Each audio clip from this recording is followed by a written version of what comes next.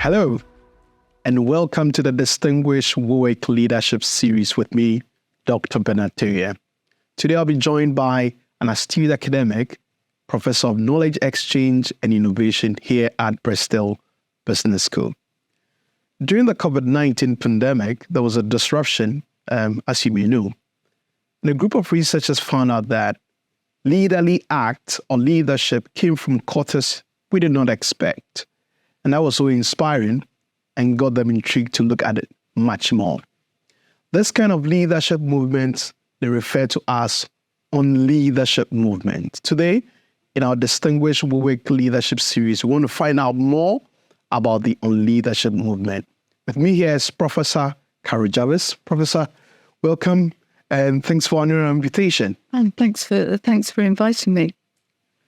Awesome. So let's get into the topic. Why Unleadership movement? Why the name Unleadership movement?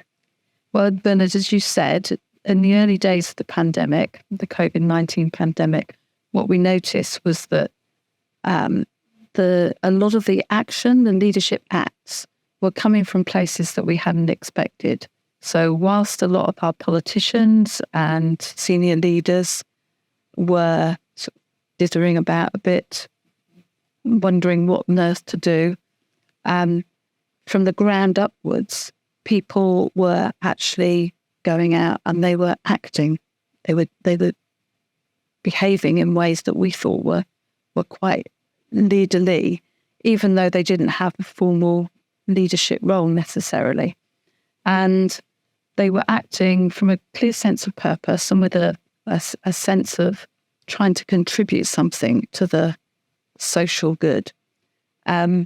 So the distinction, I think, is quite important because they were acting without waiting to attract followers, and they weren't looking to receive necessarily recognition for themselves and their acts.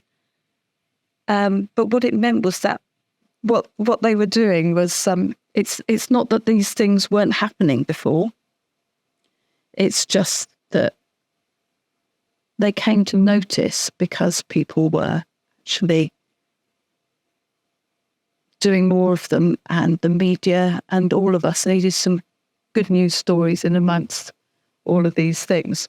So in more formal organisational contexts, what these acts then were doing was they were contributing to that sort of the usually invisible glue, the things that make somewhere a good place to work. And that they're often small things that don't show up in people's job descriptions, but that doesn't make them any less important. So we called them unleadership practices because not because they imply a lack of leadership or an absence of leadership, but because they disrupt our ideas, if you like, of leadership followership. And these people weren't looking specifically to attract followers. They often did, but that wasn't the purpose of doing it.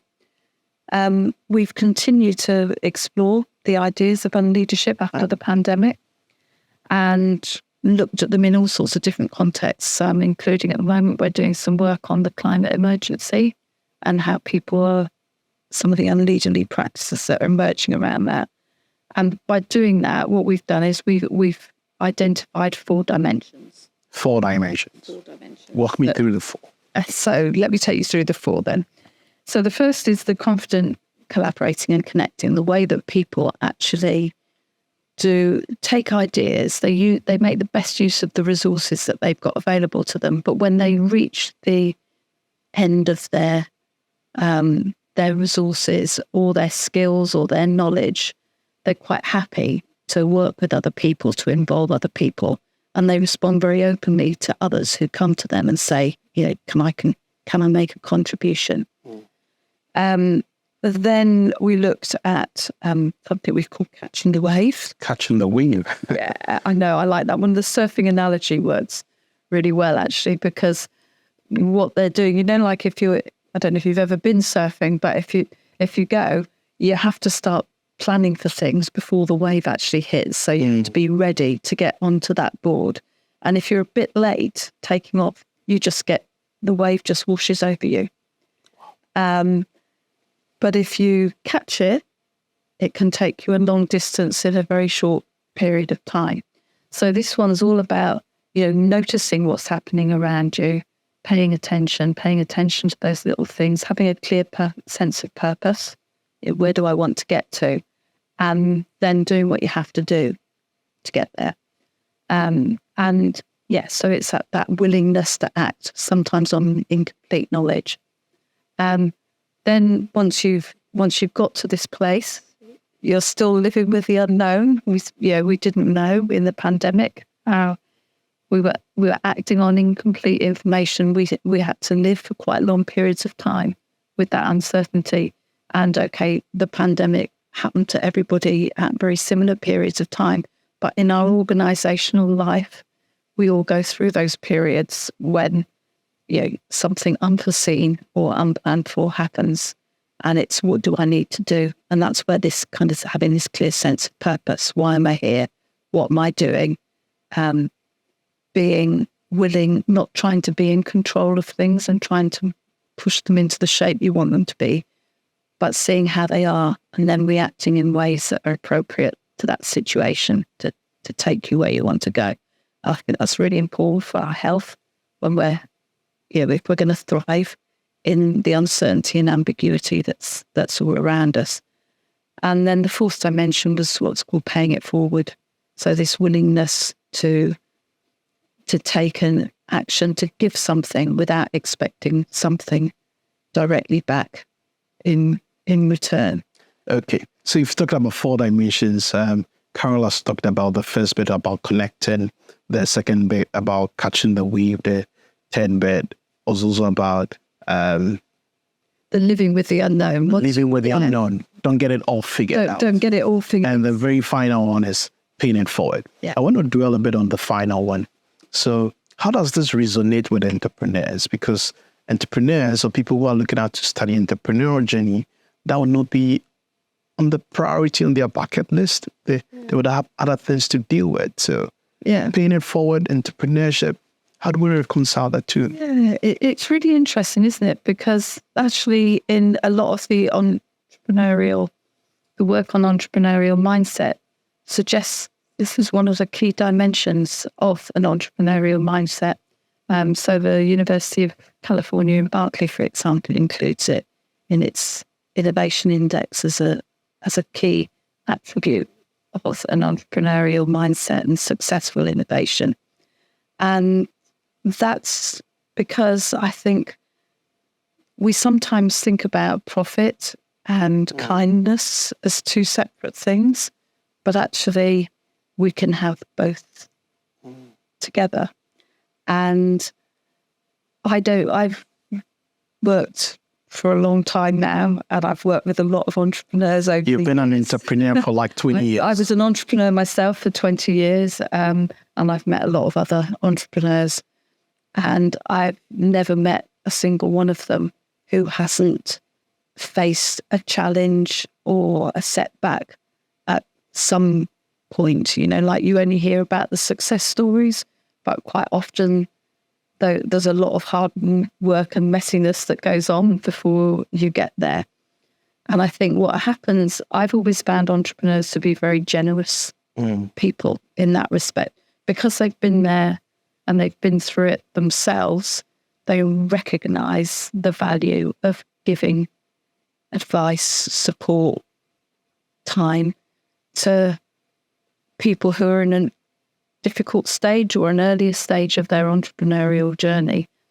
And whilst they might not get anything directly back from doing it themselves, it all feeds into the entrepreneurial ecosystem. So we talked a little bit earlier when we over coffee about this idea of the ecosystem and clustering, and how important clusters are for developing entrepreneurship. So lots of people working in the same industry can often have a bigger impact. And they're really important to the development of local economies.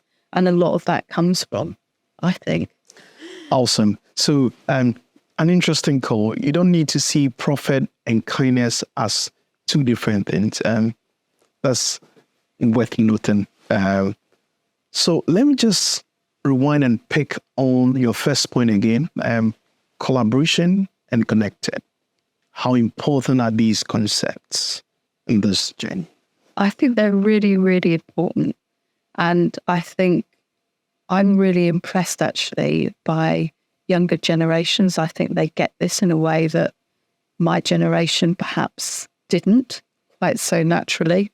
And that's the importance of genuine relationships. So, we've all been to networking events where people only want to talk to you if they think they can get something from you. And that's, I think, this idea of collaborating and connecting goes deeper than that. It's about building meaningful relationships. So just interrupt a bit. Collaborating and connecting is more deeper than networking. Yeah. Because it's not all about you. It's, again, linking into that paying it forward idea. It's the recognition that actually we all benefit, that the whole is greater than the sum of the parts. So if we all put a little bit in and we work together, rather than saying, if I give you something, that means I've got less for myself, what we're saying is actually what we can do is we can grow. We can grow the overall economy, the cake, whatever you want to call it. So it becomes more, it just becomes bigger, and we both benefit. It doesn't mean one of us has to lose and the other one has to win. It is we both can. We can all win if we collaborate in these ways. And I think a really good example that we came across was she was a 15-year-old schoolgirl at the time from Mumbai, who set about, there was a disused garden attached to a police station that had turned into a scrapyard that was attracting mosquitoes, and it stank in the summer. And she and her friends eventually managed to persuade the local police to let them go in and do it up. And she'd done some work with in a school biology lesson, looking at native species. So they replanted this, they cleared all the mess, they replanted this with native species. And within months, there were loads of butterflies and birds and insects and things that in this space. And people felt good walking past it in a way they hadn't before. But they weren't happy with that. So they found out a bit more, and they contacted a guy called Dr. Tawiah, who had done a lot of work on identifying native species and thinking about, I think he was in Canada, so very different from India. And he taught them how to do this. So she created this index of something like 2,000 native tree species for India, and different parts of India, started teaching school children on the basis that, taking them out into parks and things and explaining to them how it worked. So they were then teaching their parents. And all of this was done on the basis of if you'd enjoyed it and you could afford to pay, you paid for the workshop, but not for your workshop, but for somebody else in the future. Awesome. To go on the workshop. And what I loved about it, there was a lovely quote from her, which I think is worth every entrepreneur thinking about, which is, if you bite off more than you can chew in the beginning, you stagnate and you lose motivation. But something small, like your neighborhood police station, it's very manageable and you can grow from there. And I think that's a really good lesson that, you don't have to conquer the world from day one. those little small things that you do can all mount up and take you towards where you want to go. Awesome. So I also loved one of the quotes you said. He said, the whole is better than the sum of the parts. Yeah. Awesome. Brilliant. Now, I'm just about to end the conversation, but my participants are mainly students or people who are about to start out their career. What are some of the leadership practices you wish you had known earlier that you would like to share with them? But there's so much. How long have you got? But I think when I think about it, probably the most important thing is don't feel that you have to do what the how-to guides tell you have to do. So I think one of the things we learned about leadership is it's embodied. No two situations are the same, and that in different circumstances you need to react differently. So it's not about don't read the how-to guides. Yeah, of course you can learn stuff from people who've gone there, who've been in similar situations, but don't take them as the absolute truth or the only way to do it. Trust your own instinct, and be willing to have the courage to act on your instincts. So you do that by paying attention to what's happening around you, and noticing, and then responding accordingly, rather than necessarily how the book says you should do it. Yeah, so I think it's that courage to act and be trusting your instinct, be in touch with your own values, and have that clear sense of purpose, know what it is that where you're trying to get to, and be willing to change to respond when the unforeseen happens, to get to your ultimate goal, even if it's not how you thought you were going to get there. Brilliant ideas. Don't get stuck to the how-to guides. Follow your instincts. Be deep-rooted with your convictions and your passion. Pay attention to your environment. These are the last few words of Professor Carol. We want to hear from your own leadership story. How in your own way have you exhibited some of these leadership qualities? Carol wants to read more about that. So get in touch with some of our organizing teams to share your story with them, and they will let us have it by email. It's such a privilege coming your way with the Distinguished WIWIK Leadership Series, and that was a lot to think about in this session. And thanks for coming. And Professor Carol, it's an absolute pleasure to host you, and thank you very much once again for making time for this. Thank you very much for a great conversation, Bernard. It's been a pleasure. Awesome. We wish you all fun-filled and impactful conference. All the best.